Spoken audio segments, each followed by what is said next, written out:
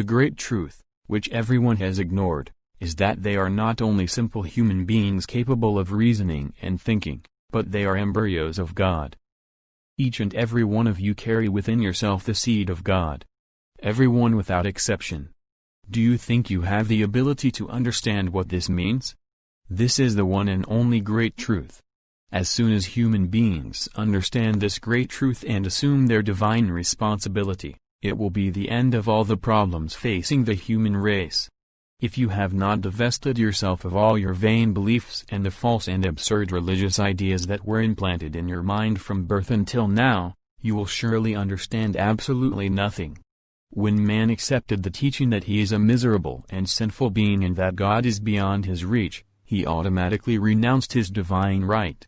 Every human being has the capacity to be like God, because, in reality, that is what a human being is, a God. Remember that you are made in his image and likeness.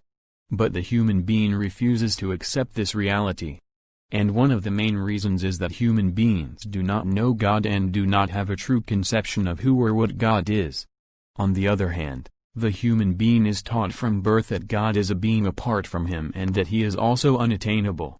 They teach him that the human being is not worthy of being near the presence of God. They also teach him that God has chosen exclusively a certain group of individuals who represent him and serve him as intermediaries, leaving the others to their fate. They also teach him that God is perfect and eternal, while the human being is imperfect and mortal, contaminated by sin. All these things are pure lies. But human beings believe them.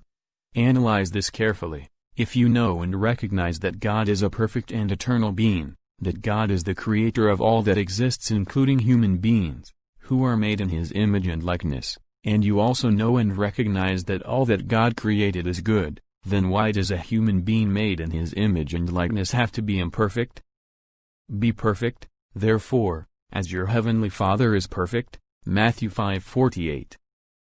God is the greatest being that the human species has ever conceived. And everyone agrees that God is by nature the supreme good. That is, that God is loving, generous, faithful, lovable, etc. Therefore, being God means I can't be selfish. Being God means I can't be a liar. Being God means I can't be envious. Being God means I can't be arrogant. Being God means I can't be proud. Being God means I can't be vain. Being God means I must be honest.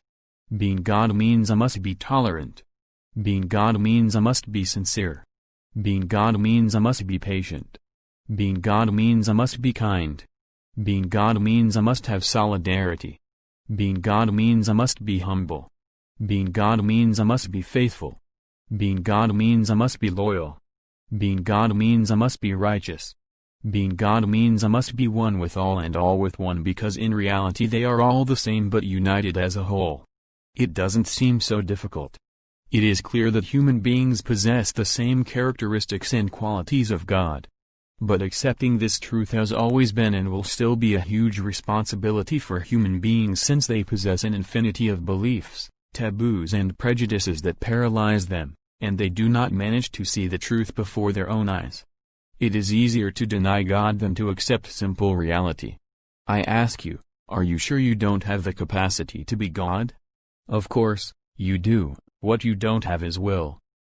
Because you don't want to abandon your goods, your ideologies, your religion, your culture, your lifestyle, your social status, your selfishness, your vainglory,